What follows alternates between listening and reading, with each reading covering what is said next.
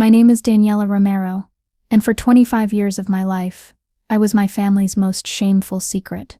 Not because I was a criminal, or an addict, or anything remotely scandalous. My sin was much simpler, and according to my father, unforgivable. I was born with a visible physical disability. My legs didn't develop correctly due to a congenital condition called spina bifida, and since I was 7 years old, I've used a wheelchair to move through the world. For most families, this would have been a challenge to face together, with therapies, emotional support, and adaptation. For my father, Roberto Romero, a man obsessed with appearances and terrified of social judgment, I was a stain on his perfect image, a living embarrassment that had to be hidden away like a mistake no one should see.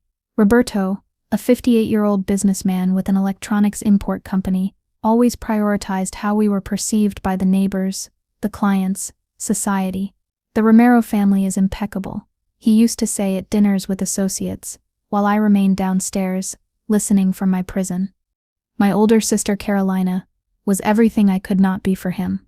Tall, long-legged, with that kind of classic beauty that makes people turn to look at her on the street. Carolina, 28 years old, worked as a marketing manager at an advertising agency, and her life was a parade of parties, trips, and perfect relationships on Instagram. She was the shining star of the Romero family, while I was the daughter Dad kept locked up at home like a dirty secret. Carolina and I used to be close when we were children. We shared secrets about boys in elementary school, but that changed when my father decided my presence was inconvenient. Let me take you to the moment when everything began to change. It was a Friday afternoon in late September. The autumn air came in through the window of my small studio in the basement of the family home, a space my father had converted into my gilded prison. The walls were covered with diplomas and certificates, a bachelor's in business administration with honors, a master's in strategic management, certifications in financial analysis, all obtained through online programs because my father never allowed me to attend a university in person. The basement measured approximately 10 square meters, with an improvised bathroom in one corner and a fold-out bed that creaked every night. Natural light was scarce, just a ray filtered through a high window that looked out onto the back garden. "I don't want people to see you and feel pity for our family," he had told me once when I was 15 and begged him to let me go to high school like everyone else. "It's better this way, Daniela. You have the internet. You have books. What more do you need?" His words echoed in my mind like a cruel echo, laden with that emotional violence that leaves no visible bruises but deep scars on the soul. What I needed was to live, but that concept seemed completely foreign to my father. That particular Friday, I was working on my computer, completing freelance business consulting projects under a pseudonym, Diana Robles. It was ironic. The same companies that would never hire me if they knew about my disability paid generously for my expertise, when my identity remained hidden behind a screen. I had saved almost $150,000 in the last 5 years. My escape plan was taking shape, slowly but inexorably. I imagined an apartment in the city center, with ramps and elevators, where I could move freely without anyone looking at me with pity. The sound of heels echoing on the floor above distracted me. Carolina had arrived, and by the hurried pace of her steps, something important was happening. I approached the basement door, pressing my ear against the cold wood, listening to fragments of conversation. "Dad, Mom," I heard her excited voice filtering through the ceiling. "I have to tell you something incredible." My mother, Lucia, a 55-year-old woman who had stopped defending me years ago to keep the peace in her marriage, responded with her usual animated tone. "What is it, my love? You sound excited." "Alejandro proposed to me. We're getting married." There was a moment of silence, followed by my mother's cries of joy. I felt a stab in my chest, as if an invisible dagger had pierced my heart. Carolina was getting married. My older sister, with whom I had shared a room until I turned 8, and Dad decided I should be out of sight, was starting her own life. I remembered the nights when Carolina would read me stories before bed, but that was before the world separated us. I wondered if they would even invite me to the wedding, or if I would be, once again, the family secret that no one was supposed to mention. The idea filled me with a dull rage, an emotional violence that simmered inside me, threatening to explode. "Alejandro Mendoza?" my father asked, and I could hear the mental calculator working in his head. The Mendozas were one of the richest families in the city, owners of a luxury hotel chain that stretched across the country. Carolina, that is, exceptional, truly exceptional. His parents want to meet you, Carolina continued. They're coming to dinner next week. Alejandro has told them a lot about you, and they're eager to meet the family. The silence that followed was heavy, laden with meaning. Even from the basement, I could feel the tension. My father was calculating the risk. What if they mentioned the defective daughter? Of course, my father said finally, with that controlled voice he used when he was plotting something. It will be an honor to have them. We'll prepare something special. There's something else, Carolina added, and her voice changed subtly. Even after years of forced separation, I could still read her tones. There was nervousness there. The Mendozas are very traditional, very meticulous about the families they associate with. Alejandro warned me that his father can be quite demanding. There's nothing to worry about, my father assured her quickly. We are a respectable, successful family. Your mother and I will make sure to make the best impression.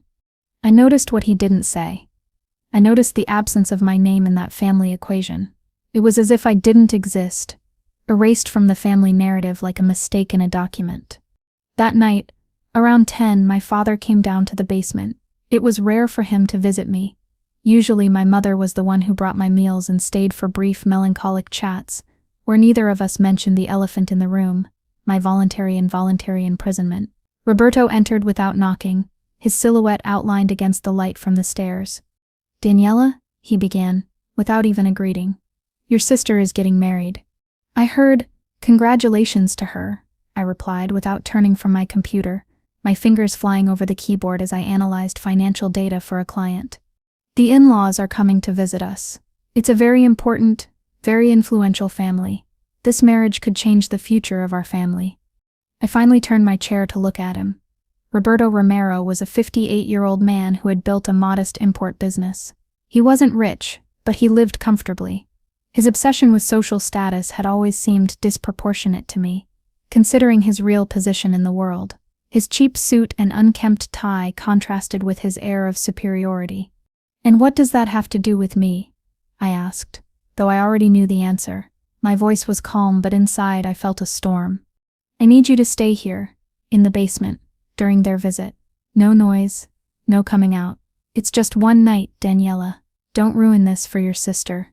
The rage I felt was like boiling lava rising in my throat, an emotional violence threatening to overflow. Ruin it? My mere existence would ruin her happiness. Don't be dramatic, he retorted, and the disdain in his voice was like a physical slap. The Mendozas have expectations. They have standards.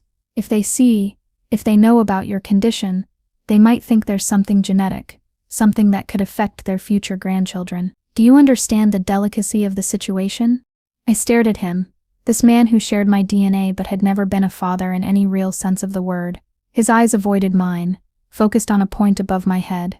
I understand perfectly, I said, with a calm I didn't feel. I understand that you prefer to hide your own daughter rather than risk being judged by rich people. It's just one dinner, Daniela. Don't be selfish. Get out, I told him, turning back to my computer.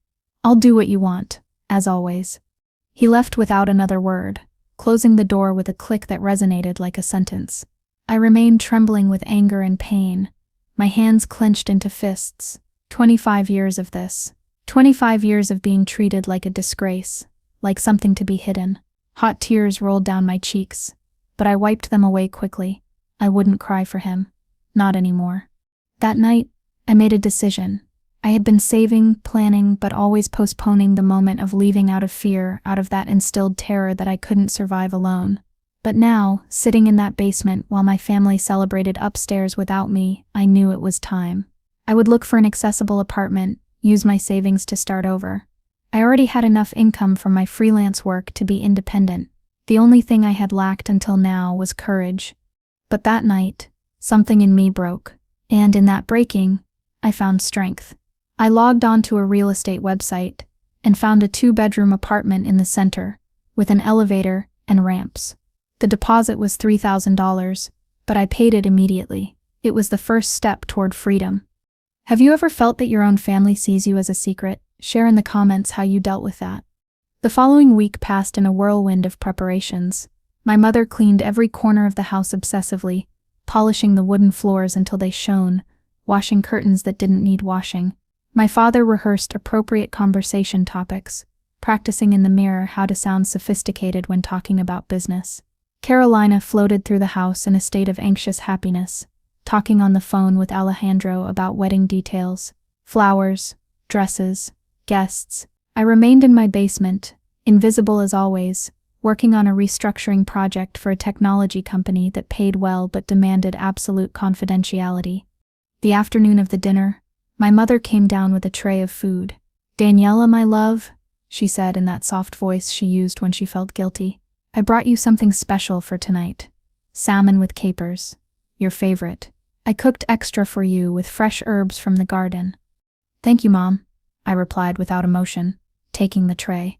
The smell was delicious, but my appetite was gone. She stood there, wringing her hands, her apron stained with flour. Lucia was a woman who had sacrificed her career as a teacher to be a housewife, always mediating between my father and the world. "I know this is difficult for you." "Do you really?" I interrupted, looking directly at her. My eyes locked onto hers, searching for a spark of genuine remorse. "Do you know what's difficult for me, Mom? Being treated like a shameful secret by my own family? Or maybe what's difficult is realizing that my mother never had the courage to defend me."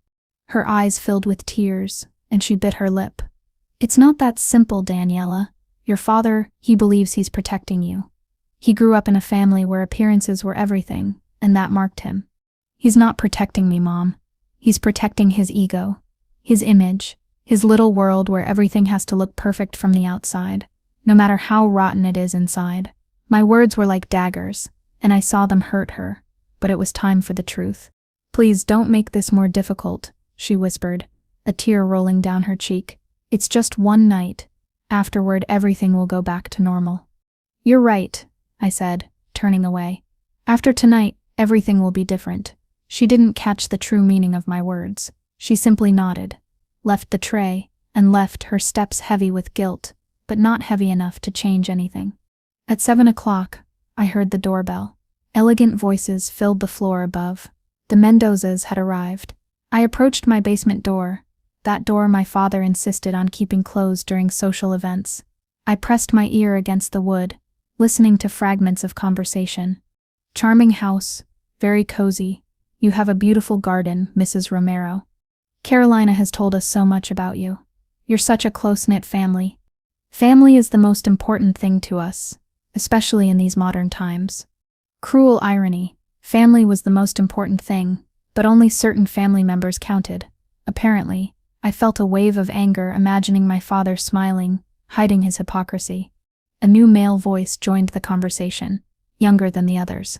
"Sorry for the delay. I had a meeting that ran late at the office." "Sebastian? I thought you weren't coming." I heard who I assumed was Alejandro say. "I told you it was just a family dinner." Mom insisted. "You know how she is when it comes to meeting potential new family members," the voice replied with a touch of dry humor. Sebastian, Alejandro's younger brother. Carolina had mentioned him occasionally.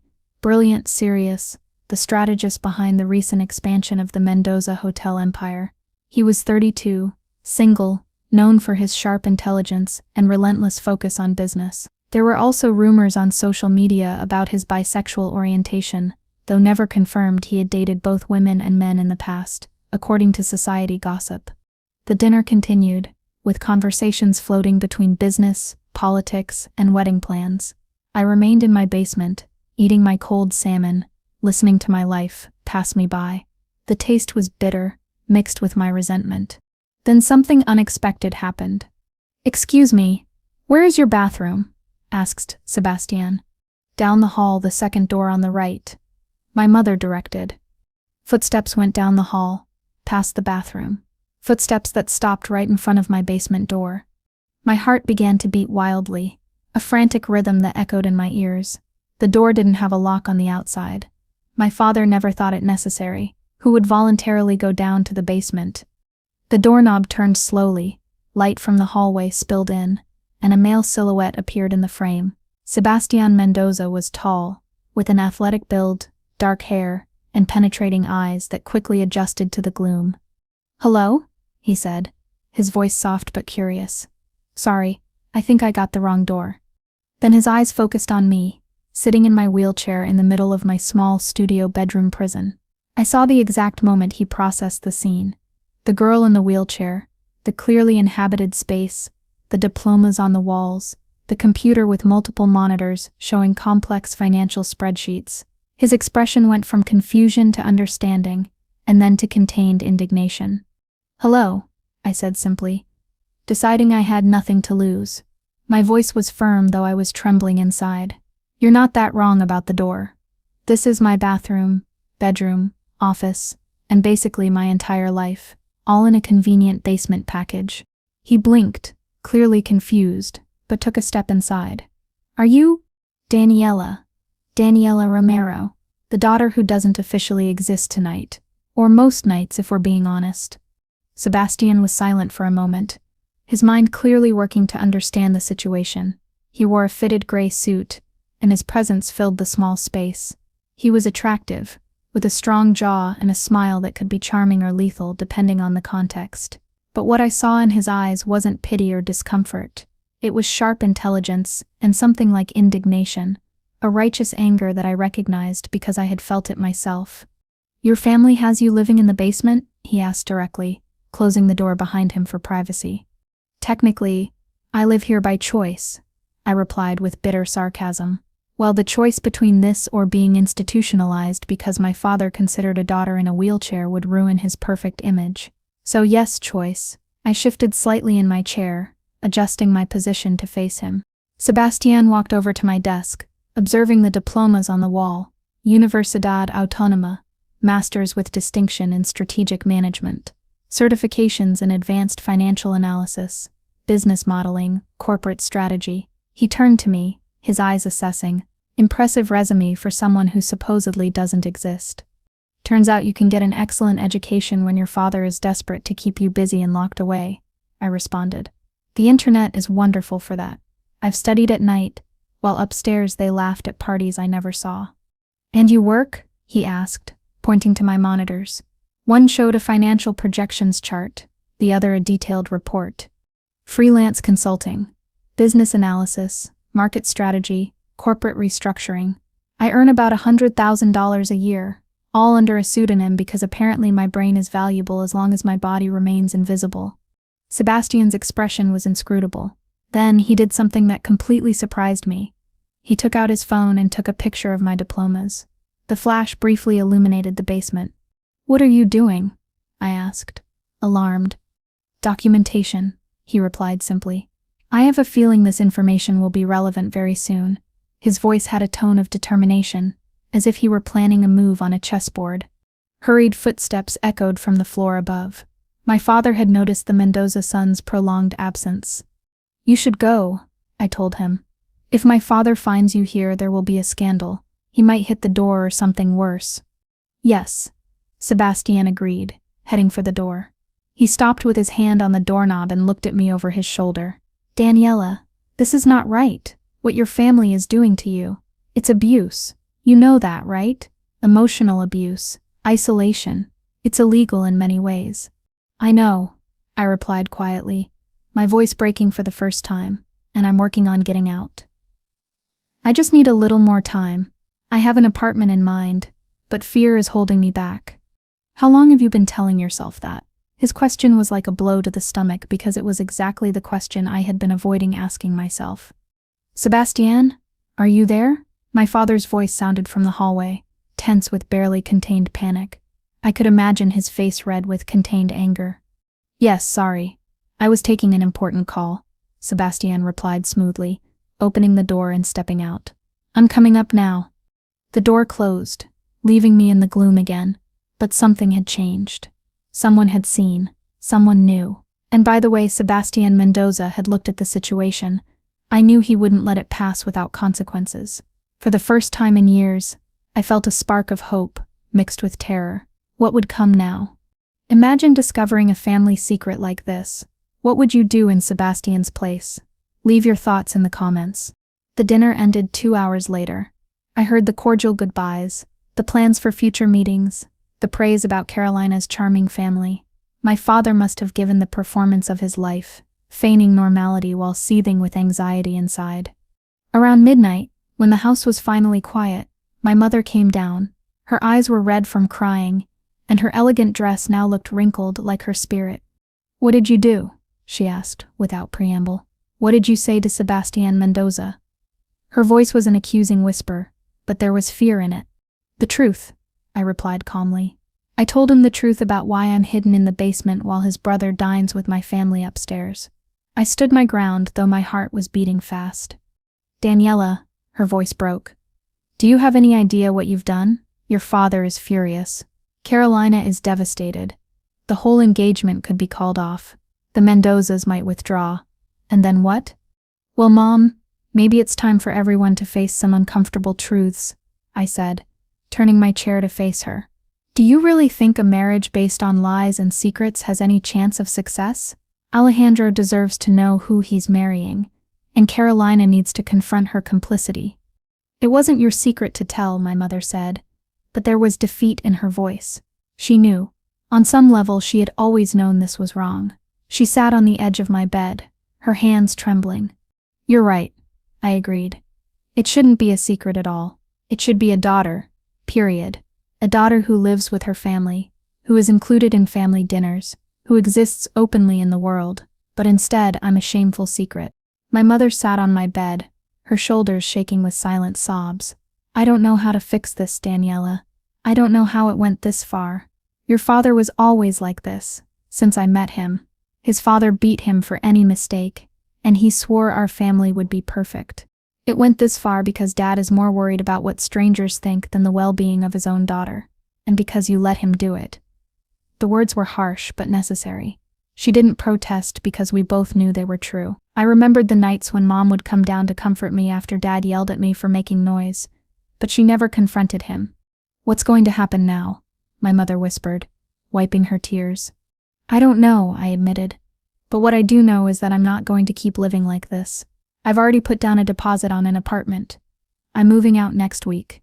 Her head jerked up sharply. "What? Daniela, you can't?" "Yes, I can.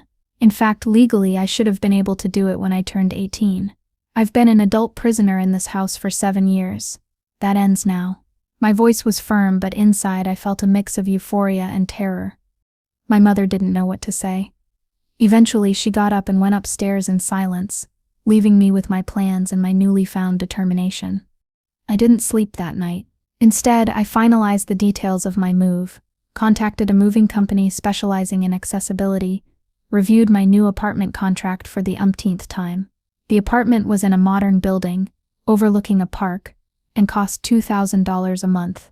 It was perfect. At dawn, I received an email. The sender was a corporate address I immediately recognized, Mendoza Hotel Group. "Dear Daniela Romero, I would like to meet with you to discuss a professional opportunity. Please respond at your convenience to coordinate time and place. Sincerely, Sebastián Mendoza, Director of Strategy and Development, Mendoza Hotel Group." I stared at the email for long minutes. It was impossible that it was a coincidence. Sebastián had found my professional contact information, probably not difficult considering I used my real name for billing in my freelance work.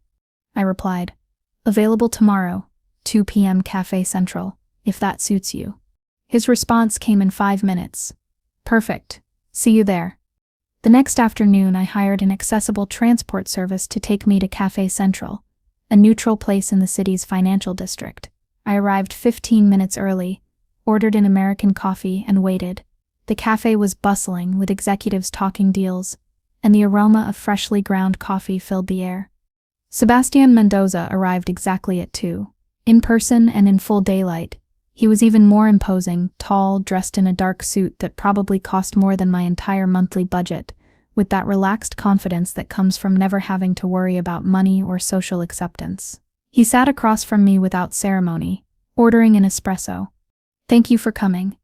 "Curiosity killed the cat," I replied. "What is this about?" "Straight to the point.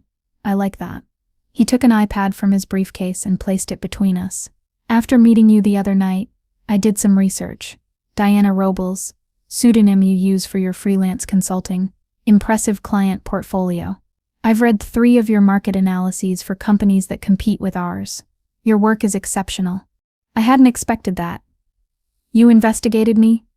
I investigated you, he confirmed without apologizing. I also investigated your family situation. I spoke with some people, made some calls. What your family has been doing to you is despicable. Isolation, emotional abuse. You could sue them if you wanted. Look, I appreciate the righteous indignation, but I don't need anyone to fight my battles, I said defensively, though a part of me felt validated. I'm not here to fight your battles, Sebastian responded. I'm here to offer you an opportunity.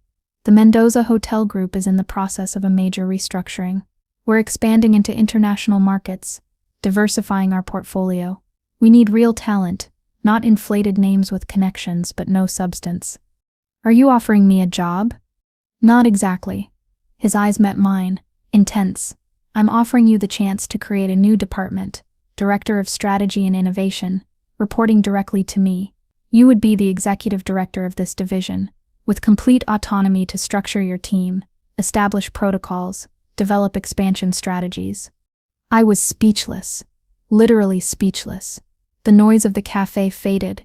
The starting salary would be $250,000 annually, plus performance-based bonuses that could double that figure. Office in our main facilities, complete accessibility guaranteed, discretionary budget for your department, executive assistant, car with driver if you need it. Why? I managed to ask finally. You don't know me. You saw me once for 5 minutes, at the worst possible moment of my family life. I saw you, Sebastian corrected. I saw a brilliant woman being wasted, hidden, undervalued. I saw diplomas of academic excellence. I saw evidence of high-quality consulting work, and I saw someone with the kind of resilience and determination that can't be taught or bought. If you survive 25 years in those circumstances without losing your ability to educate yourself, work, and maintain your sanity, you are exactly the kind of person I want on my team. What about Carolina and Alejandro? I asked. Your brother is marrying my sister. This could complicate things. Imagine the family dinners. My brother is an adult who can handle his own decisions, Sebastian said firmly. And honestly, if Carolina has a problem with her sister working for our company, then maybe she needs to examine her own priorities. Besides, Alejandro knows about my orientation. He's straight, but he's always supported me. This isn't about them. It was tempting. God, it was so tempting. Real independence, not just from my family, but with resources that would make my life immensely easier. But there was something that didn't quite add up. Is this charity? I asked directly. Pity for the poor disabled girl locked in the basement? Sebastian's expression hardened, his jaw tight. If I thought this was charity, I'd be offering you a symbolic job with a generous salary and no real responsibilities. Instead, I'm offering you one of the most challenging roles in our organization. You're going to work harder than you've ever worked in your life. You're going to deal with executives who won't take you seriously until you prove your worth. You're going to have impossible deadlines and sky-high expectations. If you fail, I'll fire you without a second thought, just like I would with any other underperforming executive. He paused, letting his words sink in, his voice raw and unfiltered. So no, Daniela, this is not charity. This is a business bet. I'm betting that your talent is worth the inevitable family discomfort and internal politics that will come with hiring you. I'm betting that you have what it takes to revolutionize our strategic approach, but it's a bet I'm only making because I genuinely believe you can deliver results. I looked at him, searching for signs of falseness or condescension. I found none.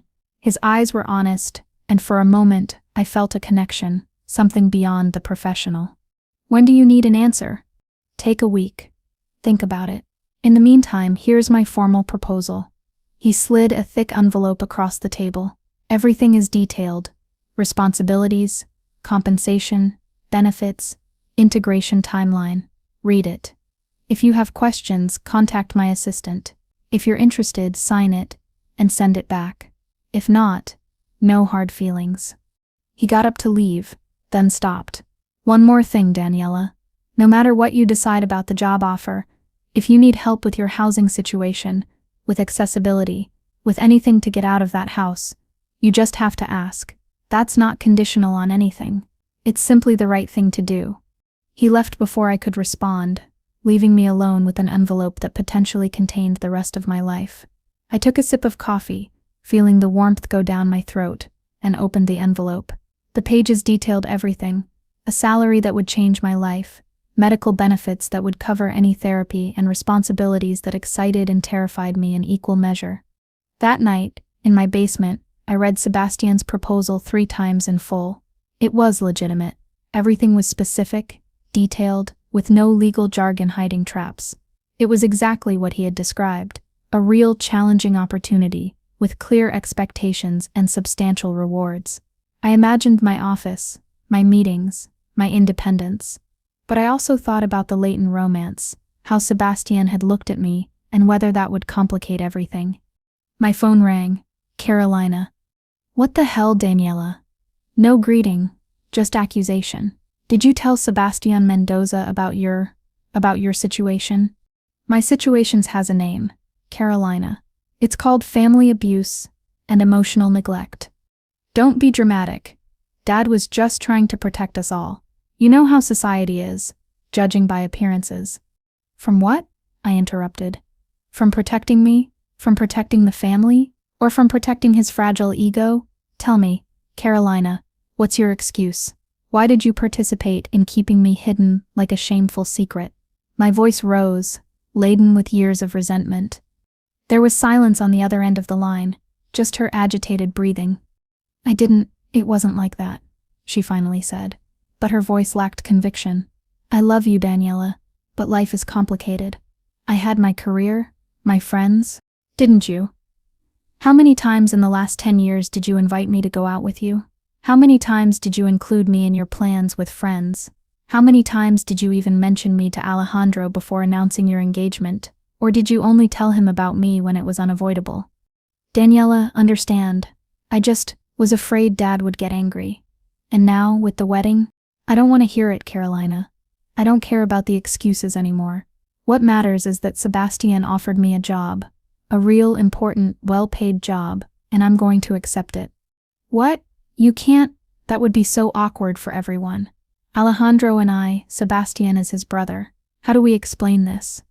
Awkward for everyone, I repeated bitterly. You know what's awkward, Carolina? Living in a basement while your family pretends you don't exist. That's awkward. Your in-laws discovering you have a sister is a minor inconvenience in comparison. Dad is going to go crazy. He might hit something, or worse. Let him go crazy. It's not my problem anymore. I hung up, my hand trembling. The conversation had been like an emotional fight, leaving open wounds. 2 days later, I signed the contract. A week later, I moved into my new apartment, a beautiful, fully accessible place in the city center. It had 2 bedrooms, an adapted kitchen, and city views. My mother cried as the movers loaded my things. My father said nothing, his silence more revealing than any words. I saw him standing in the doorway, his face a mask of contained anger, but I didn't approach. Carolina tried to visit me once, but I didn't let her in. I wasn't ready for that conversation. Instead, I focused on my new job. My first day at the Mendoza Hotel Group was exactly as challenging as Sebastian had promised. The office was on the 22nd floor of a gleaming skyscraper in the financial district. My new office had floor-to-ceiling windows with views of the entire city, a wide desk, and an internal ramp to facilitate movement. "Welcome aboard, Director Romero," Sebastian said when I arrived. There was a small plaque on my door with my name and title. "Your team is waiting for you in the conference room. 5 people I personally selected based on your specifications." During the integration process, I had sent a detailed profile of the type of professionals I would need: data analysts, international market specialists, hotel innovation experts, a financial strategist. Sebastian had delivered every requirement. Among them, there was diversity: a 30-year-old gay analyst named Miguel, with startup experience, a 42-year-old bisexual specialist named Sophia, a single mother, and others with varied backgrounds. The initial meeting was tense. I was young for an executive role, obviously disabled, and arriving without ever having worked in the hotel industry. My new employees looked at me with poorly disguised skepticism. Miguel crossed his arms, Sophia took notes with a neutral expression. "Good morning," I began. "I know you're wondering who I am and why I'm here, so I'll be direct. I'm Daniela Romero. I'm 25 years old. I've been working in strategic consulting for 5 years, under the pseudonym Diana Robles, and if any of you have a problem working for a director in a wheelchair, the door is there." Absolute silence. Miguel smiled slightly, impressed. "Now," I continued, "if you're willing to work based on competence and results instead of prejudice, I have a 36-month plan to expand the Mendoza Group's market reach by 40%. We start today." The next 3 months were brutal. I worked 14 hours a day, sometimes more. I faced resistance from veteran executives who didn't want to hear strategies from the girl in the wheelchair.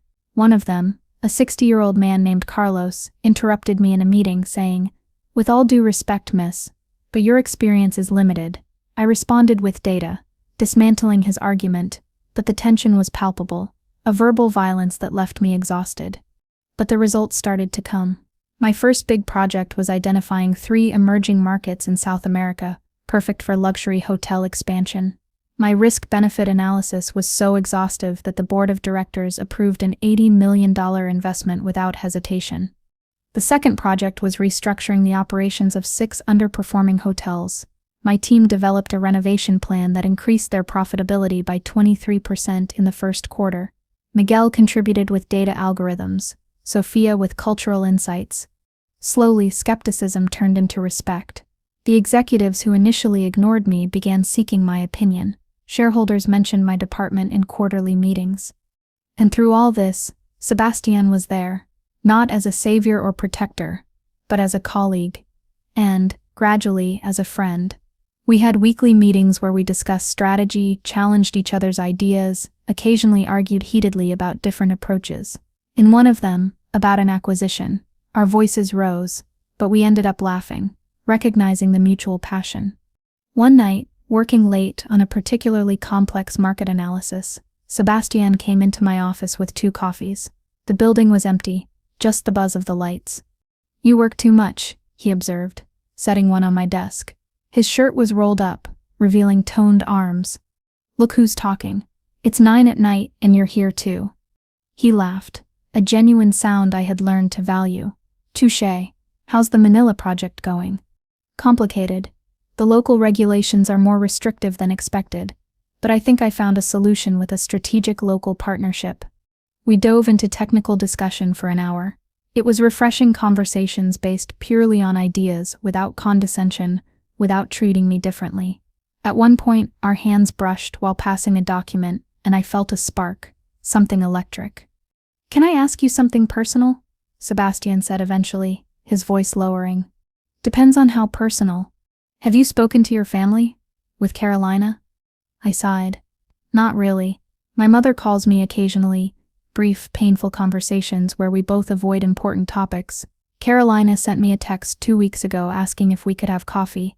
I didn't respond." "Why not?" "Because I'm angry, Sebastian. I'm angry about 25 years of being treated as less than human. I'm angry because my sister, who supposedly loved me, participated in that. I'm not ready to forgive just because it's awkward for her now to have a sister who works for her in-laws." He nodded thoughtfully. "Anger is valid, but perpetual anger is also a prison. Just one you build yourself." His hand rested on mine, a warm gesture that sent waves of heat through my body. "When did you get so philosophical?" "When I saw someone readier than me create extraordinary results while carrying emotional wounds that would have destroyed weaker people." There was something in the way he said it, in the way he looked at me, that made my heart beat faster. It was dangerous, this growing feeling. He was my boss. He was the brother of my sister's fiancé. Getting involved romantically or emotionally would be professionally stupid and personally complicated. But when Sebastian Mendoza looked at you as if you were the most fascinating person in the room, as if your mind were the most attractive thing he had encountered, it was hard to remember all the logical reasons to keep my distance. I imagined for a moment, his hands on my skin, a passionate kiss, but I pushed it aside. "I should go home," I said finally, breaking the moment. "Long day tomorrow." "It's always a long day tomorrow," Sebastian said. But he stood up. "See you in the morning, Daniela." That night, in my apartment, I dreamed of him, an implicit dream, laden with desire, where our bodies intertwined in a dance of passion and vulnerability. I woke up agitated, wondering if this was the beginning of something more. 2 weeks later, I received a formal invitation to Carolina and Alejandro's wedding.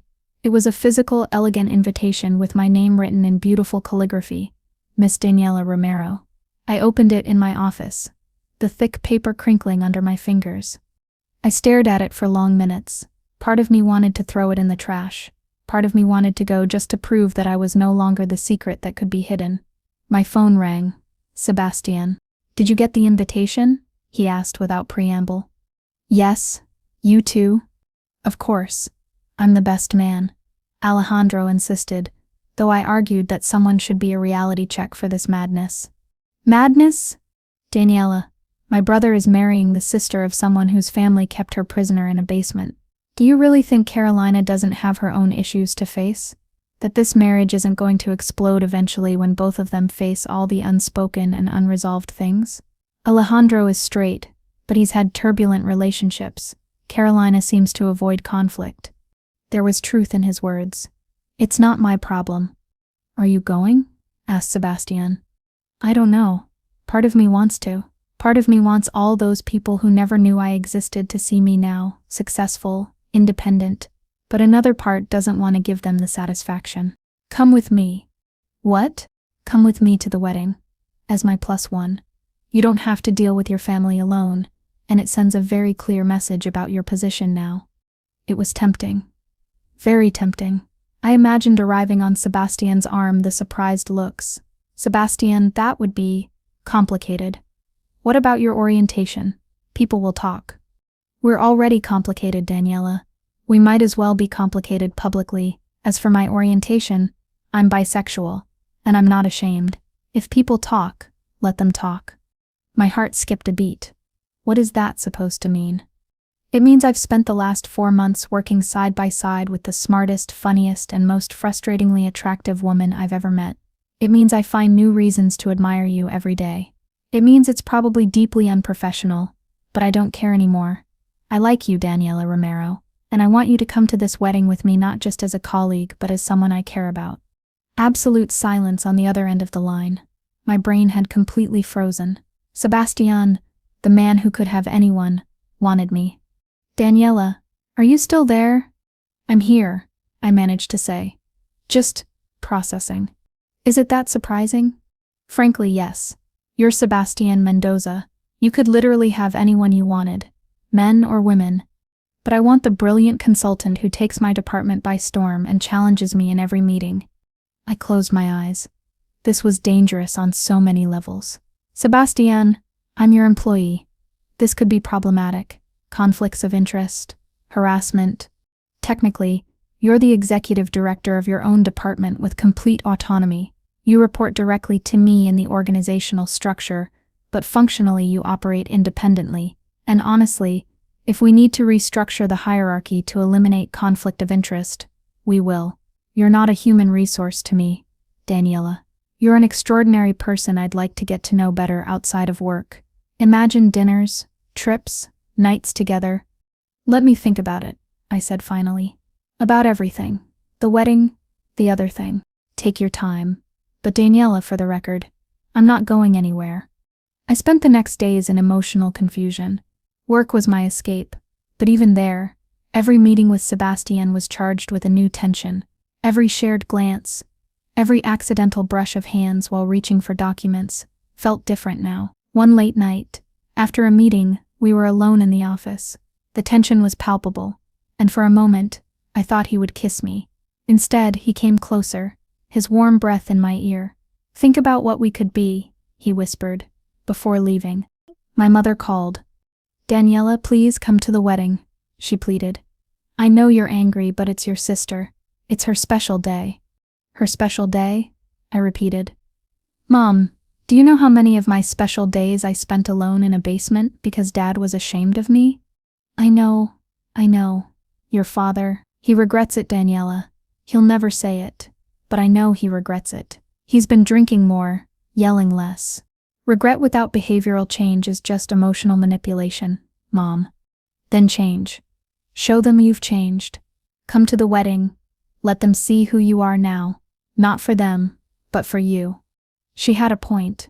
A cowardly point. But a point. I'll go, I said finally. But not for Dad. Not to make peace or pretend we're a happy family. I'm going because Carolina is my sister, and despite everything, part of me still loves her, and I'm going because I'm no longer going to hide from anyone. That night, I sent a message to Sebastian.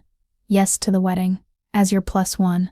His response, you won't regret it. The day of the wedding arrived with a clear sky and a perfect temperature of 25 degrees Celsius. The ceremony would be in the gardens of one of the Mendoza Group's most luxurious hotels naturally. 200 guests, live orchestra, decorations that probably cost more than the average family's annual income. The garden spanned hectares of impeccable green, with fountains and exotic flowers. Sebastian picked me up in his chauffeur-driven car. When he opened the door and saw me, something changed in his expression. I had carefully chosen my outfit, a midnight blue dress that my personal stylist, a luxury I could now afford, had specifically selected. My hair was professionally done, makeup perfect, but not excessive. I had made sure to look exactly like what I was, a successful, confident executive who didn't need anyone's approval. You look stunning, Sebastian said, and there was genuine admiration in his voice. He helped me into the car, his hands gentle but firm. Thank you. You don't look so bad yourself.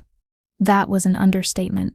Sebastian in a tuxedo was objectively devastating, his athletic build accentuated by the fabric.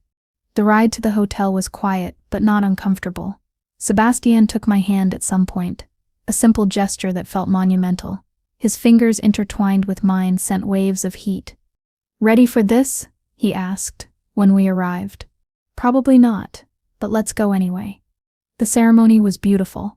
Carolina looked radiant in her wedding dress, Alejandro clearly in love. For a moment, watching my sister walk down the aisle on my father's arm, I felt a pang of pain, not for the wedding, but for all the moments we never had. All the sisterly conversations, the shared secrets, the mutual support we could have had if our family had been different. Tears threatened my eyes, but I held them back. Sebastian felt my change in mood and squeezed my hand, a silent anchor. The reception was where things got complicated. The hall was vast, with tables covered in white linen and flower centerpieces. My father saw me almost immediately. His face went through surprise, anger, and finally settled into something like defeated resignation. He didn't approach, but I felt his gaze like a weight. My mother did. Daniela, you came. She hugged me awkwardly, her perfume familiar. I came, I confirmed. You look beautiful and happy. I'm working on the happy part, I said honestly. And Mr. Mendoza, her gaze went to Sebastian, who had discreetly stepped back to give us space. You two, we're figuring out what we are, I said. I didn't owe her more explanation than that. Carolina finally approached, still in her wedding dress, followed by Alejandro. Her face was pale under her makeup. You came, Carolina said, and her eyes filled with tears. I didn't think you would come. I almost didn't, but I decided I'm no longer going to hide from anyone, not even from my own family. Daniela? Carolina began, but the words got stuck. Alejandro put a hand on her shoulder, his expression mixed. Congratulations, Carolina, I said gently. I truly hope you're happy. Alejandro intervened. Daniela, I know the situation has been complicated, but for the record, I never agreed with how your family treated you. If I had known earlier, I would have confronted your father. Now you know, I interrupted. The question is what you're going to do with that information. Carolina is your wife now. She has her own demons to face, her own choices to justify. I hope you support her in becoming a better version of herself. The reception continued. There were awkward moments, curious looks, whispers, but there was also something else. Respect. People came up to introduce themselves, asked about my work at the Mendoza Group, commented on articles they had read about the recent expansion. One of them, a gay associate of Sebastian's, congratulated me on my promotion. I was visible. I was real. I was no longer the secret in the basement. During the dance, Sebastian took me outside to the terrace, away from the noise and stares. The night was cool, stars shining above. How do you feel? He asked. his arm around my shoulder. Honestly, I'm not sure. Sad, angry, relieved, all at the same time. That sounds healthy, actually. I laughed. A genuine sound. Sebastian, I have to ask you something. Why me, in all sincerity? You're rich, successful, attractive. You could literally have anyone you wanted. Sebastian took my face in his hands, forcing me to look at him. His eyes were intense, because in a world full of people pretending to be interesting, you are genuinely extraordinary, because your intelligence challenges me, because your resilience inspires me, because when you look at me, you don't see the Mendoza heir with money and connections. You see Sebastian, just Sebastian, and you force me to be better than that. That's a lot of pressure, I whispered, my heart beating hard. You handle pressure pretty well, Director Romero. He kissed me then, soft but definitive, his warm lips against mine. It was a kiss laden with promise. His hands on my back, my body responding with a desire I had repressed.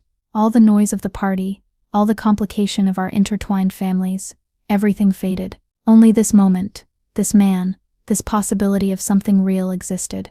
The kiss deepened, implicit in passion, but we stopped before it escalated. When we finally separated, we were both smiling, breathing heavily.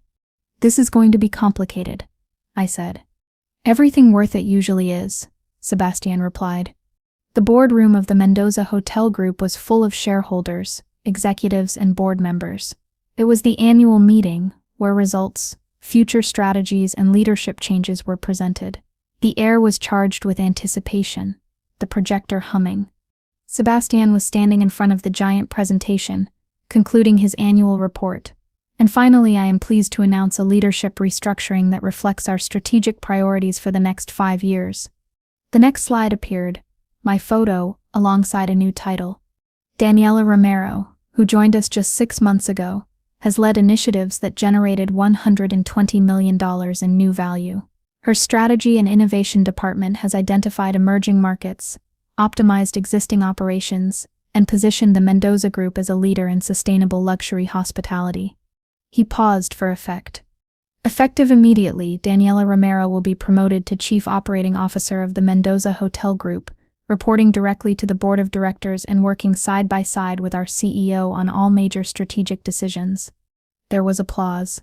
Some genuine, others political, but applause nonetheless. I stood up accepting congratulations. After the meeting, Sebastian found me in my office. Congratulations, Chief Operating Officer Romero. Your idea, I assume? My recommendation to the board, based purely on merit and results. They voted unanimously. This is going to make our relationship even more complicated, you know. That's why I resigned as your direct superior in the structure. You now report directly to the board. Problem solved. I laughed. You're impossible. I'm practical. There's a difference. He came closer, taking my hands. Daniela, 6 months ago I offered you an opportunity because I saw potential. But what I didn't expect was to fall in love with you in the process. Not just with your professional brilliance, but with your humor, your strength, your ability to forgive even when it hurts. My heart raced. Fall in love? Completely, irrevocably, inconveniently given that we work together, but also inevitably, we've had passionate nights, moments of intimacy that have changed me. Sebastian, you don't have to say anything now.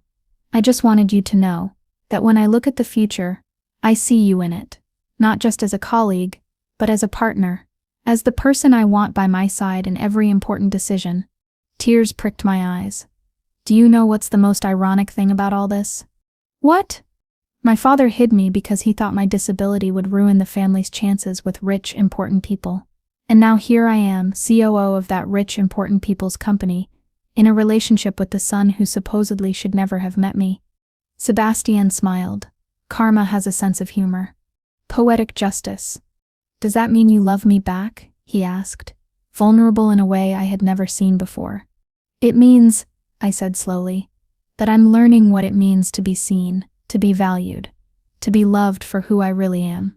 And yes, you idiot, I love you too. He kissed me then, and it was everything a kiss should be: promise and present, passion and peace. Our bodies pressed together, implicit the desire we had explored on previous nights. but this was deeper. That night, I was having dinner with my mother at an Italian restaurant. We had begun to rebuild our relationship slowly with painful honesty and clear boundaries. We ordered pasta and wine, talking about trivialities before the deep stuff. "Your father wants to see you," she said carefully. "I'm not ready for that," I replied. "I understand, but he's been going to therapy, really trying to understand why he did what he did. He admitted that his abuse came from his own childhood trauma. I'm glad he's working on himself, but his personal growth doesn't erase 25 years of trauma." "No, it doesn't," my mother agreed. "But maybe eventually when you're ready you could talk, not for him to feel better but for you to have closure." "Eventually," I conceded. "But not today, not soon." Carolina and I had had a similar conversation 2 weeks before. She was also in therapy, working through her own guilt and the dysfunctional family dynamics. Our path back to being sisters would be long, but at least we were walking in the same direction. She confessed that her relationship with Alejandro had tensions, but they were working on it. Standing in my office that night, looking out at the lit-up city below me, I thought about the journey, from the dark basement to this bright office, from being invisible to being unstoppable. It wasn't a fairy tale. There was pain, anger, scars I would probably always carry, but there was also growth, success, love.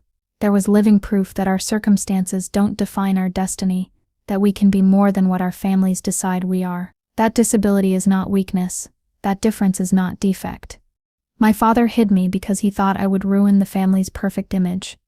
Instead, I rebuilt my own perfect image, that of a woman who refused to remain hidden, who transformed pain into power, who turned rejection into unstoppable ambition.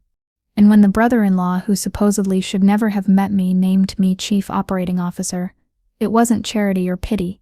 It was justice. It was recognition. It was the universe finally balancing the scales. But more than that, it was the beginning of living on my own terms, of writing my own story, of being finally, completely, visibly me. And that, I discovered, was the best revenge of all success lived in the full light of day, without shame, without apologies, without ever hiding again.